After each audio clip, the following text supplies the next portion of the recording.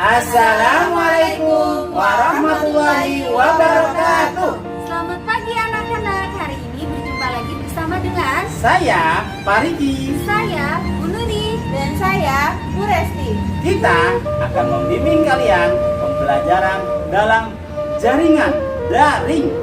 Setiap pagi kita harus Semangat! tepuk PPK. Religius, nasionalis, mandiri, gotong royong, integritas. Sebelum belajar kita berdoa dulu yuk. Mari bersama-sama mengucapkan basmalah. Bismillahirrahmanirrahim. Setelah berdoa, mari kita simak pantun berikut. Buah pepaya, buah mengkudu. Buah mengkudu dibuat untuk jamu. Jika saudara menuntut ilmu, tuntutlah tak jemu-jemu. Rupanya ada sekitar kurang besar dari seekor labi. Gunanya ilmu tiada tara, bekal manusia di atas bumi. Ada kepiting di dalam buku. Buku terbuat dari bambu. Sangat penting punya ilmu untuk mengubah dunia benda di maju. Selamat menyaksikan video pembelajaran hari ini.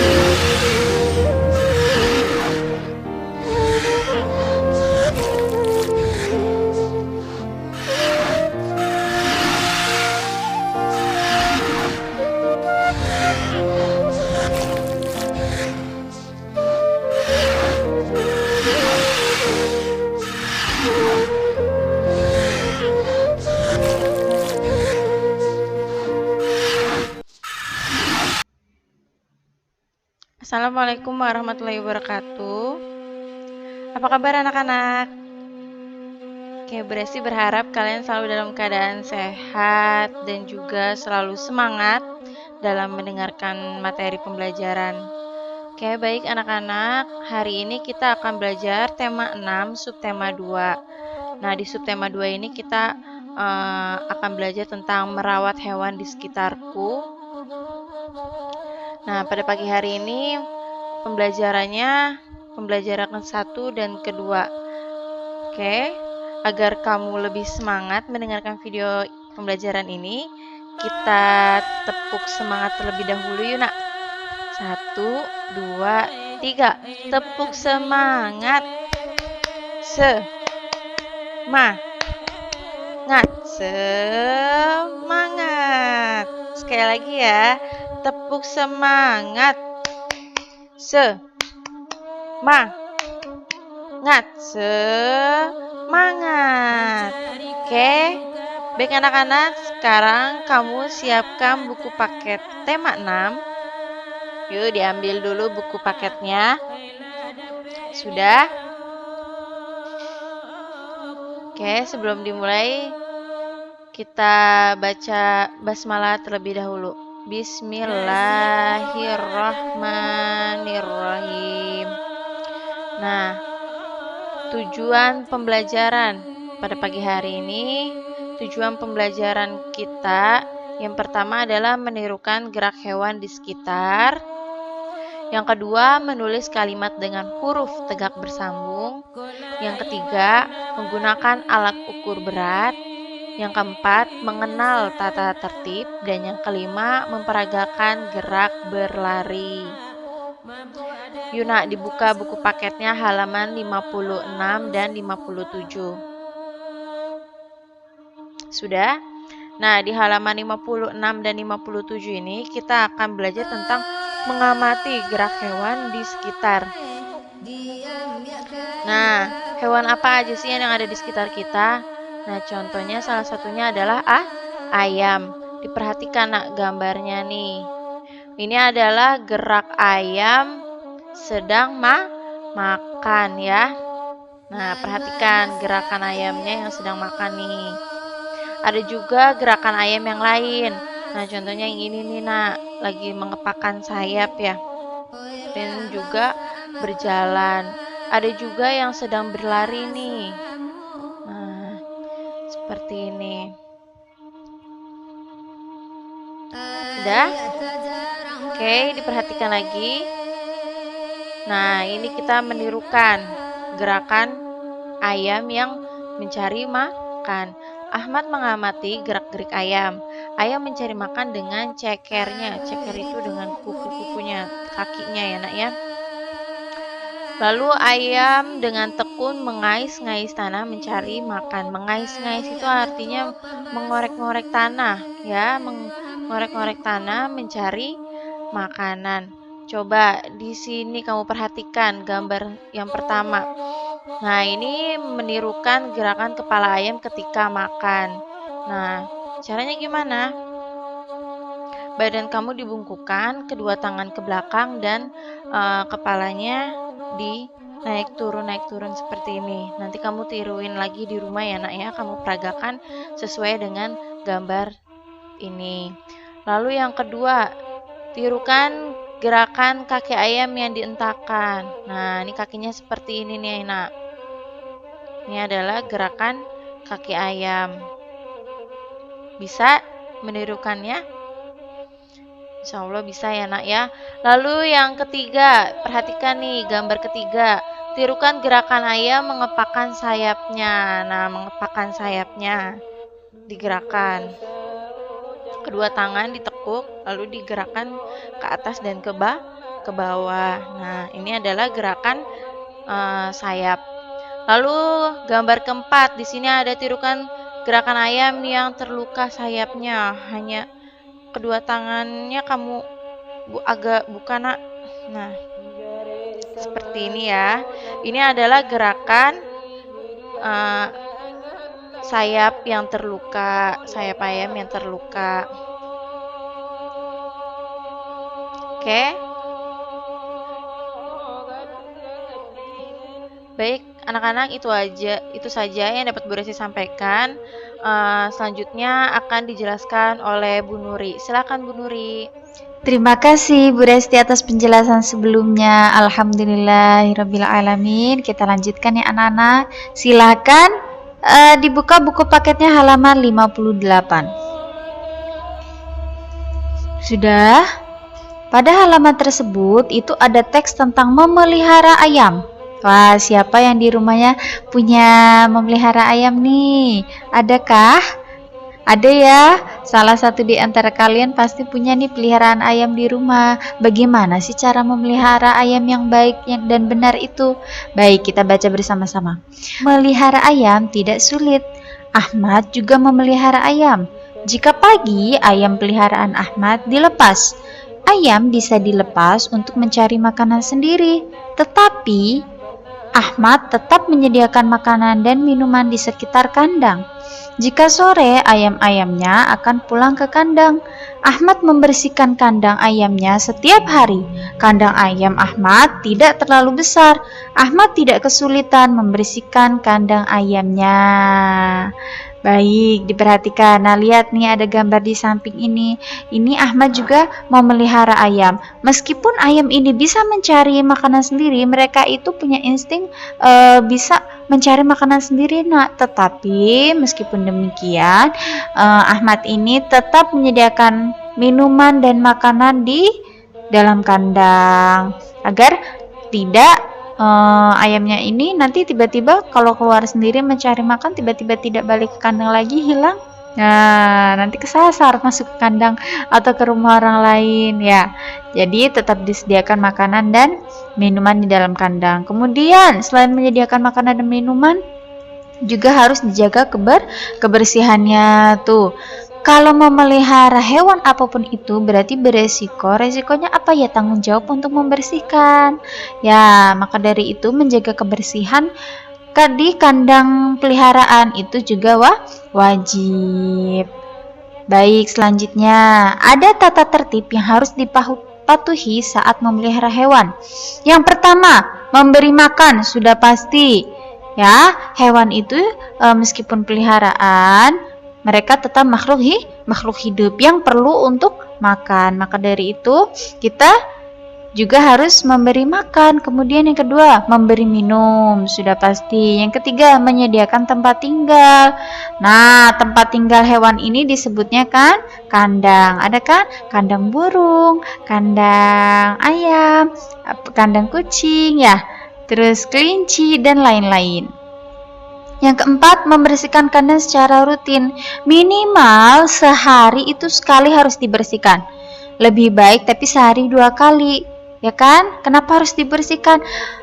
Namanya hewan juga seperti manusia, makhluk hidup, sesama makhluk hidup, dia juga pasti akan buang air kecil, buang air besar. Yang membedakan antara manusia dan hewan adalah akalnya. Kalau manusia itu Allah berikan akal, tapi kalau hewan tidak. Nah, sama-sama makhluk hidup, sama-sama mengeluarkan kotorannya, buang air kecil, buang air besar. Maka dari itu wajib untuk dibersihkan secara rutin. Jika tidak, baunya akan kemana-mana, merajalela kemana-mana, bau tidak sedap.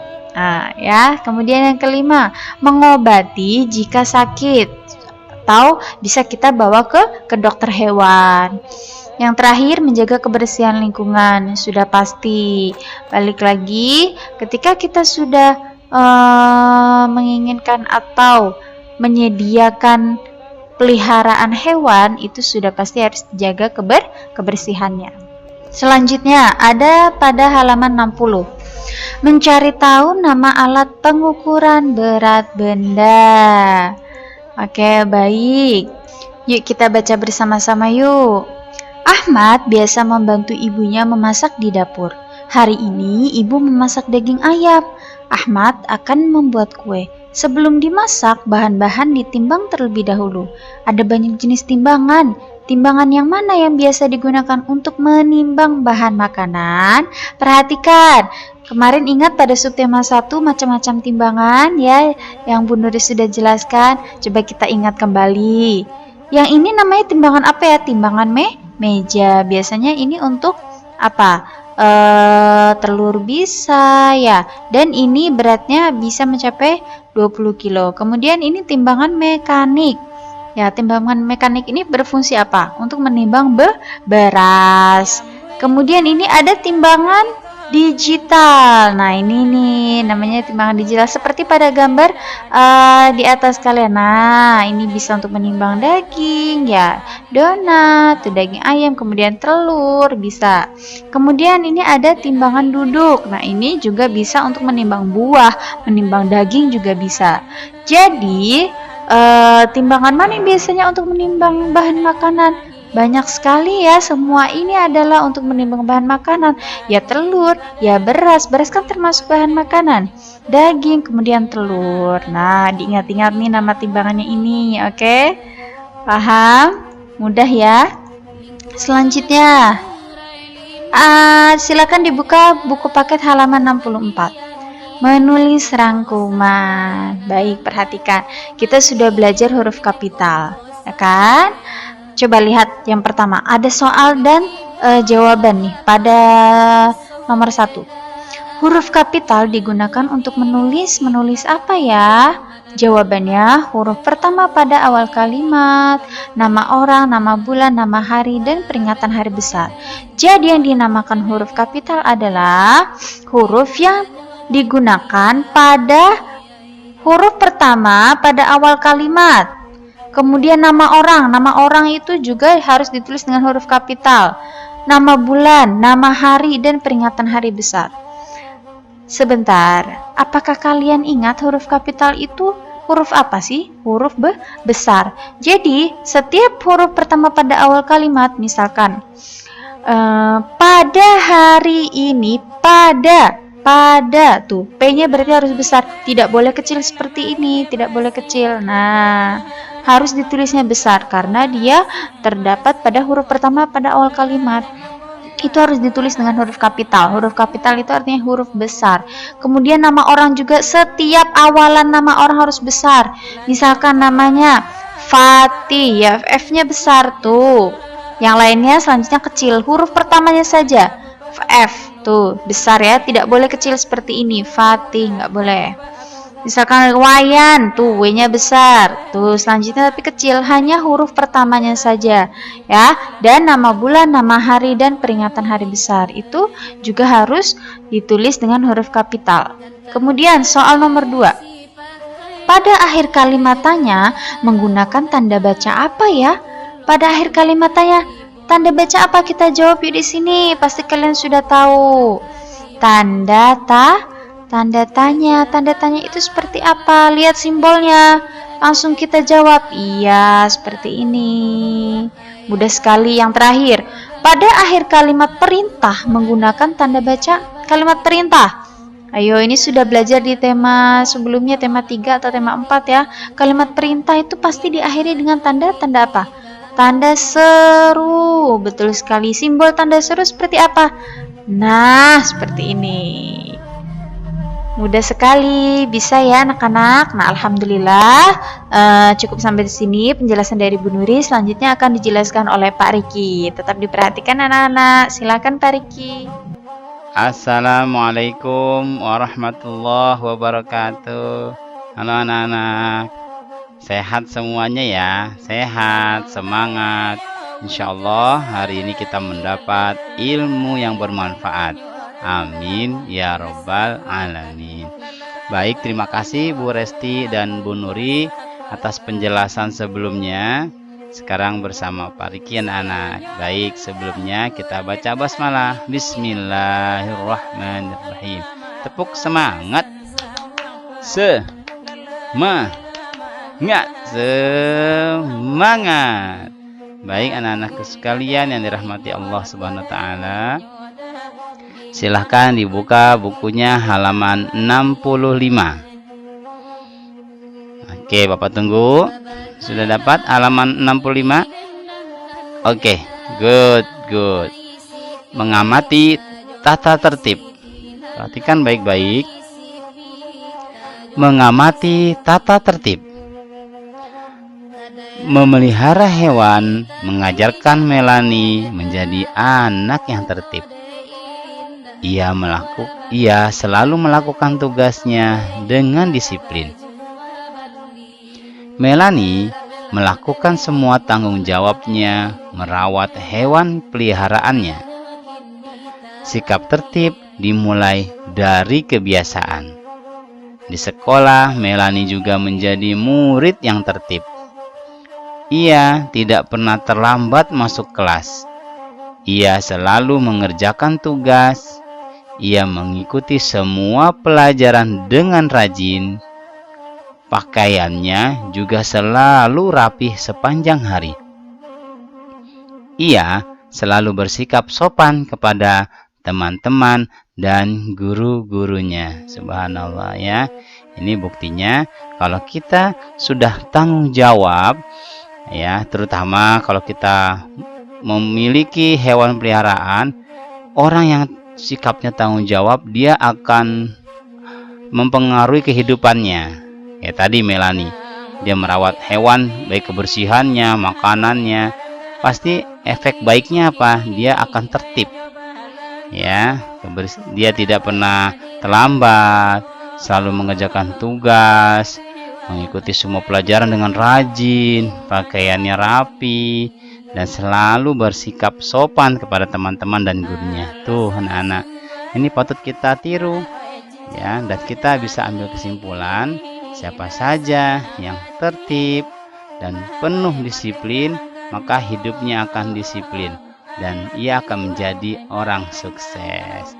Dan itu ada pada kalian, karena kalian semua adalah peserta didik yang hebat, peserta didik yang disiplin, dan peserta didik yang bertanggung jawab. Allahu Akbar. Baik anak-anak, sekarang kita buka halaman 66. Pelaksanaan tata tertib. Di kelas Melanie ada anak yang tidak tertib. Dudung namanya. Ia sering masuk telat. Ia sering masuk kelas terlambat. Hari ini pelajaran olahraga. Dudung juga terlambat. Semua siswa sudah berbaris melakukan pemanasan di lapangan. Tetapi Dudung baru datang. Sesuai tata tertib, Dudung mendapat hukuman. Dudung tetap diperbolehkan mengikuti olahraga. Tetapi pada jam pulang sekolah, Dudung harus membersihkan ruang kelas. Ia juga harus merapikan ruang kelas. Tuh anak-anak ya, kalau kita hidup dengan tertib, insya Allah semuanya akan rapi sesuai dengan aturan yang ada. Namun kalau kita tidak mengikuti aturan tata tertib yang sudah diatur, baik jamnya maupun kegiatannya, maka akibatnya tidak baik. Sama seperti Dudung temannya Melani, karena dia tidak tepat masuk kelasnya, terlambat ya. Bahkan sudah di sekolah aja masih terlambat mengikuti kegiatan olahraga, pastinya kena hukuman. Sebaliknya, kalau kita tertib, mematuhi semua peraturan, maka kita akan mendapat pujian. Nah, baik pujian berupa doa maupun berupa yang lainnya.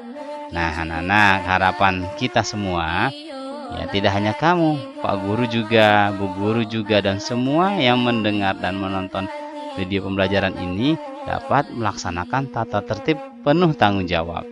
Amin ya robbal alamin. Nah, sekarang kita perhatikan memperagakan aktivitas berlari. Sudah siap? Ini seru nih anak-anak nih ya.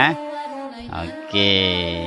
Ayo berlatih berlari dengan memperhatikan posisi badan yang benar. Setelah itu lakukan lomba lari estafet dengan lintasan zigzag. Nah, perhatikan gerakan nyalani nih tuh. Ya, pemanasan dulu kan biasa. Tangan di pinggang. 1 2 1 2 1 2. Tuh, perhatikan ya. Nah, tuh. Pemanasan dulu gerakannya sebelum berlari. Posisi badan tegak. Kalau sudah pemanasannya sekitar 1 atau 2 menit, biar tidak ada kram ototnya ya nak. Nah, kita mulai tuh berlarinya. Nih posisinya lihat seperti lani. Pertama, kedua kakinya dan ke depan ya, menggok ke depan, lalu tangannya digerakkan. Tuh, 2. Nah, itu posisi larinya ya. Oke, bisa semuanya ya. Nah, sambil bergerak kaki dan tangannya itu menambah kecepatan saat berlari. Dan kali ini kita akan diajarkan dengan lintasan zigzag nih. Ya, zigzag itu apa ya Pak? Zigzag itu, nah seperti gambar ini. Ya, zigzag, zigzag, zigzag, zigzag, zigzag ya. Zigzag apa sih Pak? Kanan kiri lah kalau bahasa kita mah. Zigzag, zigzag seperti ini, zigzag, zigzag ya.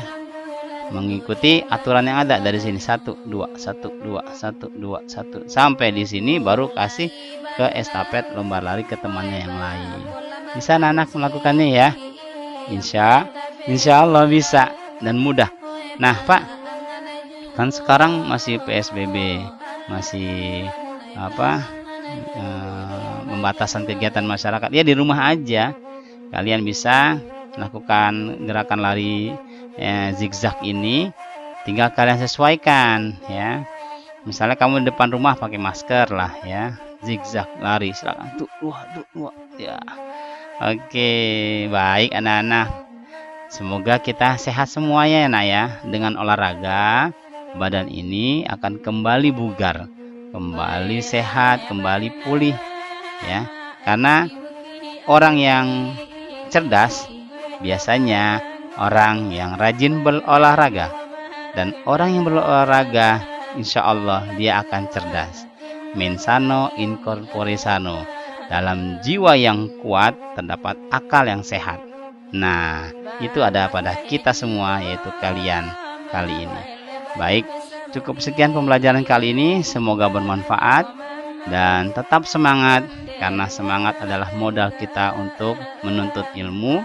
Dan pastikan kita semuanya tertib dan taat pada aturan, insya Allah menjadi orang yang penuh disiplin dan tanggung jawab. Oke, salam sukses, salam semangat. Semoga kita menjadi orang yang selalu menebarkan kebaikan dimanapun. Terima kasih. Wassalamualaikum warahmatullahi wabarakatuh. Bagaimana pembelajaran hari ini? Semoga kalian bisa memahaminya ya. Amin. Semoga kalian sehat semua ya.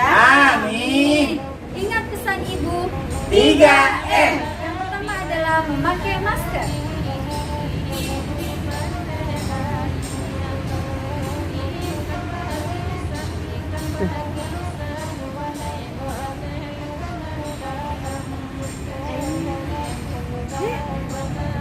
Yang kedua, mencuci tangan dengan sabun.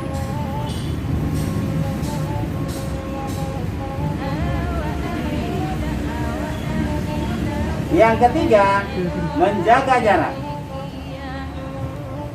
Mari kita akhiri pembelajaran hari ini dengan mengucapkan hamdalah. Alhamdulillahirabbil alamin. Wassalamualaikum warahmatullahi wabarakatuh.